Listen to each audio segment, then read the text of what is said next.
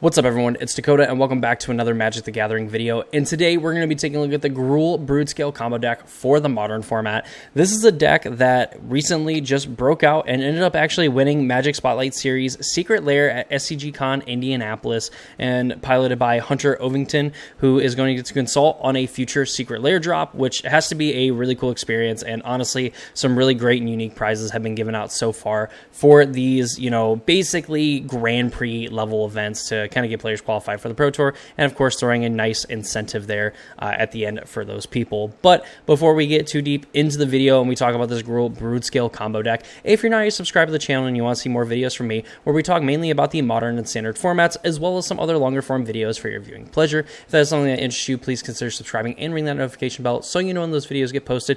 It's a free, easy way to support me and my content, and if you learned something, if you found this video helpful, whatever the case may be, please be sure to leave a like on the video as well, and maybe a comment down below if you've had some personal experience playing this Gruul Broodscale combo deck, if you just are genuinely interested in it, or if there's another deck that you want to see in the future, go ahead and leave those in the comments down below. Lastly, if you want even more content, go ahead and check out the description down below, as we do have a link to my Discord server. You can join through that link. I also have a Twitch channel that I stream over occasionally, twitch.tv/crawdaddy23. There is the Casual Spikes Podcast YouTube channel, which is on a little bit of a hiatus, but you can go ahead and subscribe over there for new episodes when they come out. And lastly, I want to thank the sponsor of the channel, Manatraders. Manatraders is a monthly subscription service where you can rent and play whatever decks you want whenever you want. They have a super fast rental service. I mean, I think at this point it literally takes seconds from when you request to rent cards for them to actually send you the trade request to go get those cards. So it's lightning fast. There's a ton of great rewards the longer that you are subscribed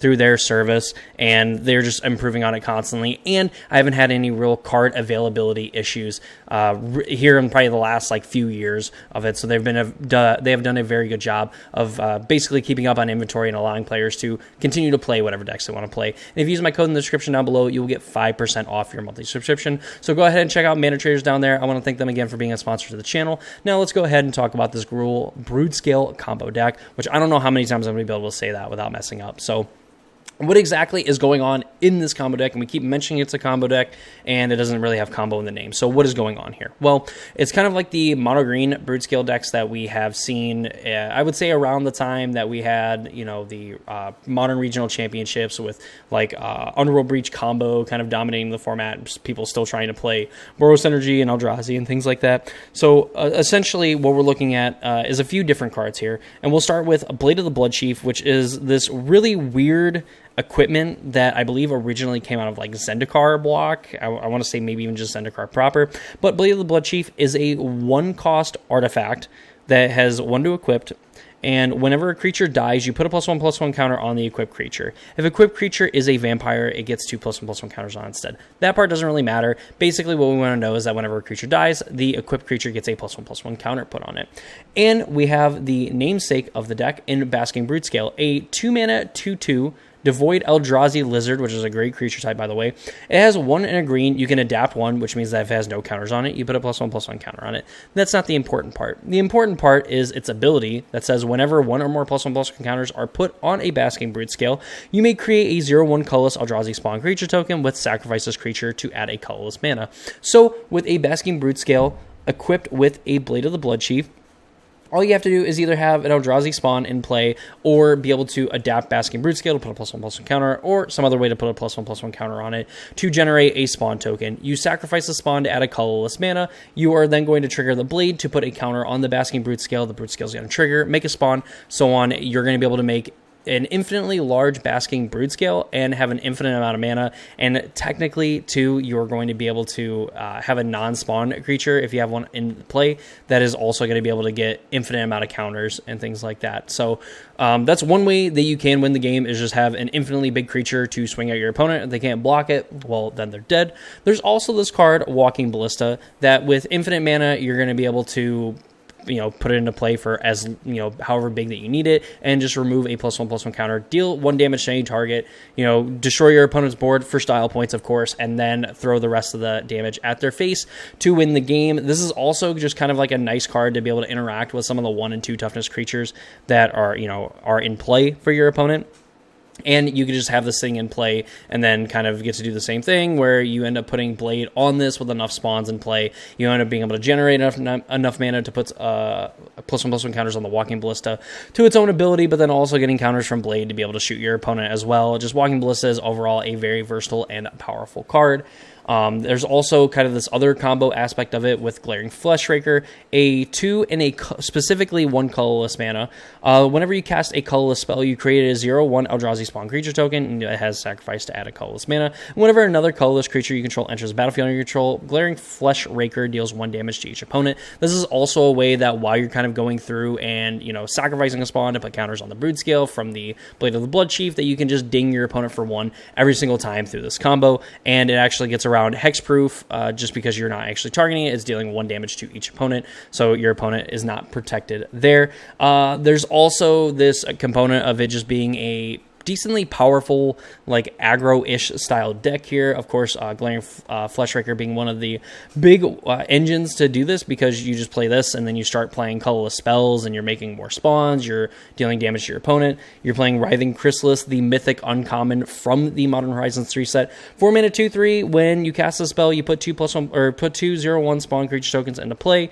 It has reach, and then whenever you sacrifice an Eldrazi, you put a +1/+1 counter on Writhing Chrysalis. So this is a way, too, that you can just have a creature that has a massive amount of counters, while you're also going through your combo, adding a bunch of counters and whatnot with the Broodscale. You're actually sacrificing, making infinite mana, and then also making a infinitely big Writhing Chrysalis, so that's pretty neat there. There's also Emrakul, the Promised End, for the culture, of course, but secondly, it is also one of the most powerful creatures that you can play, completely decimate your opponent's board, leave them with nothing, and then they're staring at a 13/13 and all your other wonderful Eldrazi that you're going to be able to just mow your opponent down with. For some consistency things, we have Ancient Stirrings and Malevolent Rumble. There's a lot of colorless things in here. I believe your entire combo is colorless from the Basking Broodscale. Even though it costs a green mana, because of Devoid, it doesn't actually have any colors. So you are able to hit it off of Ancient Stirrings, looking at the top 5, reveal colors carved among them, put in your hand, the rest of the bottom of your library in any order. Malevolent Rumble, of course, 2 mana, reveal the top 4 cards of your library, put a permanent card from among them in your hand, the rest into the graveyard, and you create an 0/1 Eldrazi spawn, which of course goes with the Blade of the Bloodchief things. You also have a 3 different 1 costing artifacts that you have in your deck here in Soul Guide Lantern, Springleaf Drum, and Vexing Bauble that you can go and get with soon to be buffed Urza Saga, that is going to allow you to kind of interact a little bit with some of the stuff going on in the Prowess decks. Springleaf Drum is just a way to make additional mana to make your combo a little bit faster. Soul Guide Lantern to deal with the various different graveyard decks, also being very good against the Boros energy decks, and of course going and get the half of the combo in Blade of the Bloodchief, again giving you a little bit more consistency. As far as like the mana base too, we have 2 Beseiju Who Endures. It's been a while since we've seen those. Cavern of Souls to make our creature spells of our chosen type uncounterable. Eldrazi Temple, because for some reason Basking Broodscale is an Eldrazi creature. Again, being Eldrazi Lizard is such a sweet name. Also, just being able to power out Glaring Fleshrakers, Writhing Chrysalises, and Emrakul, the Promised Ends. We have 4 Grove of the Burn Willows. Is just a dual land that isn't going to deal us any damage at all, and our opponent gaining life really doesn't matter when we're essentially able to deal infinite damage. 1 Stomping Ground, of course, the 4 Urza Sagas, and the 3 Wooded Foothills. In the sideboard, Gemstone Caverns for when you really, really want to play first, but you're on the draw by choice. Hopefully, not by choice, but because of your opponent's choice, really. You have Grafdigger's Cage that you can go and get with the Urza Sagas, Nature's Claim, Pithing Needle, and another Vexing Bauble to also get with the Urza Sagas, 2 Damping Sphere to slow down those powerful spell-based strategies, 3 Pyroclasms to clear up the board, 2 Dismember for some even bigger, peskier creatures, and 3 Thief of Existence, which is actually insane. 1 generic, a colorless mana and a green mana for a 3/4 Devoid creature that when you cast a spell, exile up to 1 target non-creature, non-land permanent, and opponent controls a mana value 4 or less. If you do, Thief of Existence gains when this creature leaves the battlefield, target opponent draws a card. So this essentially is kind of like a Skyclave Apparition, but in Eldrazi form, but instead of them getting a beat stick, they end up just drawing a card, which really, in a lot of cases, is just kind of good for you, versus them actually getting a body, maybe after they kind of sweep up the board and stuff like that. But yeah, that is the Gruul Broodscale deck for the modern format. Overall, I really do think this deck is pretty cool. It's oddly resilient. It has a few different ways of like comboing where it's either actually doing the thing casting of Blade of the Blood Chief plus Basking Broodscale to make it infinite Broodscale and infinite mana and all this other stuff. It also has like this other combo potential of like Glaring Fleshraker or multiple Glaring Fleshrakers and Giant Kozilek's Command to just completely burn your opponent out and not even being able to give themselves hexproof to kind of get around that sort of thing, or just finishing off the game with powerful Eldrazi like Writhing Chrysalis or Emrakul the Promised End to make life absolutely a living hellscape for your opponent. But that's going to do it for me in this video. Hope you all enjoyed it. If you did, again, please leave a like on the video. Comment down below what you like about the Broodscale deck, what you don't like about it, or if there's another deck that you would like to see posted on the channel in the near future. But that's going to do it for me in this video. Hope you all enjoyed it. Remember to subscribe if you haven't already done so, and I hope to see you all in the next video.